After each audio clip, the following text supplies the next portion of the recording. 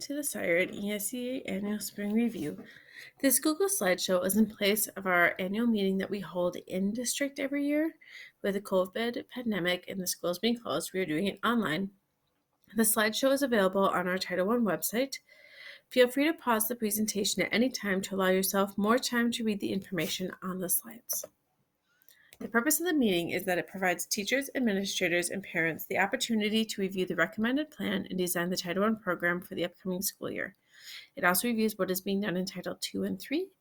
Title I provides additional academic support for reading and math. Title II is professional development for all staff, and Title III is related to English language learners. The Title I school-wide leadership team at each building reviews the plan 3 times a year and makes adjustment to it as needed and helps make sure that the action steps are followed through. I am Becky Wickland, the Title I and Title III coordinator, and Cheryl Pippin is a Title I resource teacher who works primarily in the elementary. Title I is the largest program of federal funding in education signed into law in 1965 by President Lyndon Johnson. He recognized that kids were having problems with reading and math, and in an effort to help them catch up with extra attention, materials, and teachers were provided by the Elementary Secondary Education Act, Title I, which is part of the ESEA. Title I has continued to be funded and supported in reauthorizations of the law since then. There are 2 types of Title I programs. We are a school-wide program, which means we can serve all children in a school. Everything is part of our program, and the goal is to generate high levels of academic achievement, especially for those students most in need. To be school-wide, our free and reduced lunch counts must be at or above 40%. Siren is 60 to 70%, so we easily meet that requirement. And as a school-wide program, we are able to work with any student who needs help for as much or as little time as needed. Our resource teachers are able to be more flexible, and our students and classroom teachers receive more support. We really like being a school-wide program. Targeted assistance schools can only serve certain students and have a lot of limitations to that.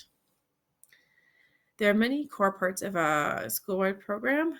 One is that we have to do a comprehensive needs assessment to identify the school's strengths and challenges in key areas. We have to create a plan based off that assessment that is data-driven and use decision-making rules to help address the needs of all students. And then we annually review it, which is kind of the purpose of this meeting, to determine if the goals and objectives of the plan were achieved and if the plan needs revision or an update. We use different ways to help us achieve high levels of performance, including parents, high-quality instruction, reform strategies, and strategies to improve teacher quality and professional development. Here's a little snapshot of Siren. Our elementary and middle school, high school are very small. We have nice small class sizes. We have a solid RTI and PBIS framework in the elementary and in the high school, and we are working on, or we have won awards already for it and working on continuing to improve it always. We have a great response to students' needs. We really know our students well. We have really good teacher retention and a lot of years of experience. We have many teachers who have been working a lot of years at Siren, not just teaching alone. Our middle school, high school have a lot of class offerings like ITV, ALC. We partner up with WITC. We have remedial classes. We have AP. We have a lot of neat stuff going on in the high school, in addition to tiered study halls in the middle school and high school to help all students. Overall, about 60 to 70% of our students receive free and reduced lunch. 25% of students are Native American, and 30% of our students have been identified as having a disability. For our school's curriculum, we are based on the Wisconsin Common Core State Standards and use different strategies to meet those standards.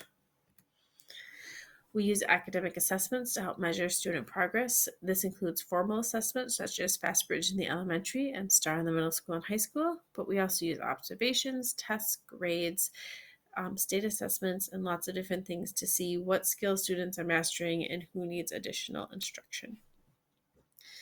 Here's our elementary data that we look at in the fall, winter, and spring. We meet in groups and we talk about how students are doing, why they're doing it, what gains they're making, what they're not. And this is for both local and state assessments. However, you'll notice that we're missing our spring scores because due to the pandemic, we will not have any available for local or state tests for the 2019-2020 school year. At the middle school and high school, we use star reading in math, and we also look at the DUE's early warning system that flags students who are at risk of dropping out. Doesn't mean they will, but just really wants to focus on. There's a link to our school report card for state and federal report cards on our school website. The state assessments are the Wisconsin 4 exam, ACT Aspire, and ACT test. We use an RTI and PBIS success model where we believe that 80% of our students should be successful from the core instruction. We know that there's going to be a group of students who need some interventions and a little extra help above and beyond what many students need. And then tier 3, which is a high intensity, might be a reading intervention or some sort of behavior intervention because they really need that extra help and they're kind of the extreme. We use the Wisconsin Framework for Equitable Multi-Level Systems of Support, where we know we are always having continuous improvement with equity in the middle and a lot of things in between.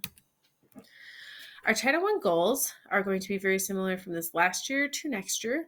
We're hoping to increase our reading, our writing, and our math by using good strategies such as putting vocabulary words on the announcements and just incorporating more vocabulary in our daily instruction, as well as literacy night and really good core instruction.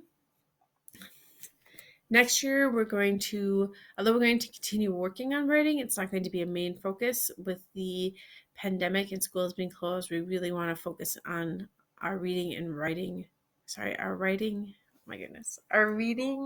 math scores. As we are fairly solid in writing and don't have a lot of new action steps in that. In reading, we'll be looking at our phonics program and comprehension strategies, and in math, just using number talks and potentially start using more guided reading. Math. A priority list is how we shift our Title I extra time beyond Tier 3 and Tier 2. So this last year, we spent a lot of time in reading and math, and then next year we want to spend a lot of time on the lower grades, really helping them catch up from being gone due to the pandemic. Our middle school and high school have chosen to focus on reading and building connections with students. We know that reading is very important and it is done in all classroom areas. You can read like a scientist as well as you can read in ELA. We have extra classes, tiered study halls, professional development. We have data digs to help figure out what areas our students are struggling the most in. We also know that students who have strong connections with the school and staff do better. So we've really been working on building strong connections with students. Next year, we will continue the same goals, only we're going to implement an additional RTI time for all students in grades 6 through 12 mid-morning. This might just be a study hall for some kids, and it might be additional reading or math support for others. And then we're also going to be implementing a new incentive program in grades 6 through 12. Our priority list shifts a little bit. We're adding that tier 2 intervention time in the morning, and our middle school math moves up as there is a higher need with the incoming 6th grade to really focus on middle school math. We have a lot of current strategies to address the needs of all students. Just a few of them are Dragon Time for all of our elementary students, tiered study halls for our middle school high students, also adding the RTI time. We've got a reading supplement supports, our after school program.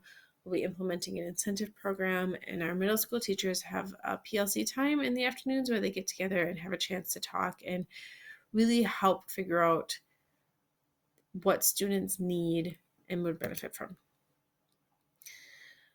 We meet as various teams throughout the year to look at different student data and come up with plans to help students who are not meeting grade level standards and review the progress of students receiving intervention services. We really look at data, but we know that a test score is not a kid. We don't just test kids for the sake of testing them. We really look at them as a whole student. We look at lots of different pieces, and we don't just judge a student by a single score. We look at lots of different scores to see what improvements they're making and what things we need to continue to do to help them. Here's a few interventions that we use to help students at risk of not meeting the Wisconsin academic standards in both reading and math. In our Title I program, parent involvement is very important. In the elementary, we have quarterly activities per classroom. In all school, we have the parent-teacher conferences, open house, performing arts, sports, plays. Teachers are always working on communicating the best they can. We've been using email for assignments for middle school. We have volunteering and more. If you have great ideas, please let us know. We are always looking for ways to improve parent involvement, as you are such a key part of your child's life. Transitions, we believe in transitioning the elementary students up to the next grade level. Students in 5th and 8th grade have spring orientation normally if there's not a pandemic, where they get to go meet their new teachers. We do have the fall open house, and then the St. Croix Tribal Head Start program comes and attends 1 week of school here at Siren. We also use ACP career cruising that helps high school students get ready to transition to college and the workforce. We cannot do this alone. Siren is an amazing community, and there's so many programs coordinating with the school. This is just a few tiny names. There are so many more. I have many of them written down, and I know that I've even missed some. Thank you, thank you, thank you for all of the people who help Siren Schools. You're awesome. We also have very knowledgeable staff that are highly qualified and well experienced. Every year we set professional goals and attend professional development to keep up with current practices and continue to make ourselves the best educators we can be. So professional development, we're going to focus a lot on that reading, writing, and math. We're also doing more with science and vocabulary. We'll be incorporating that phonics and comprehension next year as well. Middle school, high school is continuing to focus on content area reading and what we can do to help our students become better readers, and then also our social emotional learning. We have a district parent involvement policy that can be found on our Title I website. And I would just want you to know that parents, you have the right to become involved in the school's program and are highly encouraged to be. Parents have the right to request opportunities for regular meetings to formulate suggestions and to participate as appropriate in decisions about the education of their child or children. The school must respond to any such suggestions as soon as practically possible. We want you to be involved. We have a compact for both the elementary and middle school, high school that the parent, student, and teacher signs. We review those every year. We coordinate with the St. Croix Tribal Head Start. I already mentioned the spring transition where they get to come here for a week. We have combined professional development between our early childhood teachers and theirs. And then we meet and talk about how the students are doing and what things may need to be tweaked or changed, or just kind of what's coming into kindergarten the next year. Title III is for English language learners. English language learners are provided extra supports as needed for them, and I communicate frequently with parents as needed. The Title III plan and policies are available on the Title I website, and teachers are offered professional development as needed for our EL learners. Please let me know if you have any questions about our English language learners. Stay connected with Title I all year long. You can visit our Siren Title I webpage for more information on our Title I programming in our district. I linked here. I'm not sure if the link will work, but otherwise go to our website. And then there's also a parent survey that I will attach that we would love to hear feedback from you. Community members can also fill that out, though it's a little hard if you don't have a student. Thank you, thank you, thank you for listening to my presentation. If you have any questions, please let me know. Either at my email, bwicklund@siren.k12.wi.us, or call the school 715-349-7392. Thank you.